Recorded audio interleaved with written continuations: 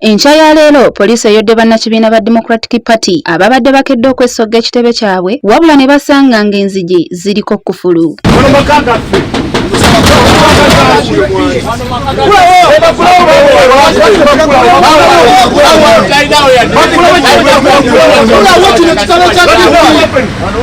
Wano bano batandise okwesooza era bawulidde nga bakyomera pulezidenti w'ekibiina Norbert Mao nga bw'akiddibaze nadda ne mu kati ne yeewogoma.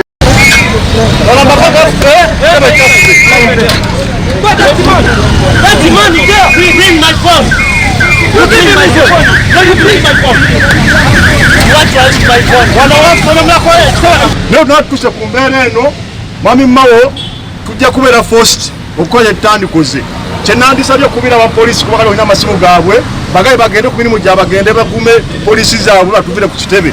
Wano olwaleero tulina olukiiko lwa Kampala era nga tugenda kubeera nalwo oba munda mulimu abeesefusi kuba mwebali bangi oba mwebali oba tebaliimu tugenda kuteekawo olukiiko wano tugenda komawo tukimenye.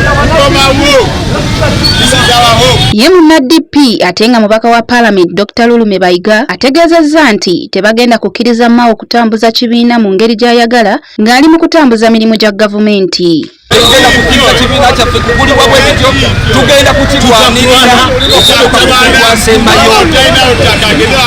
Mao asobola okugenda n'azimba ekitebe kya Constitution Affairs naye pata yaffe si yakutunda. Tujja kukala leero tujja kukikola okwosa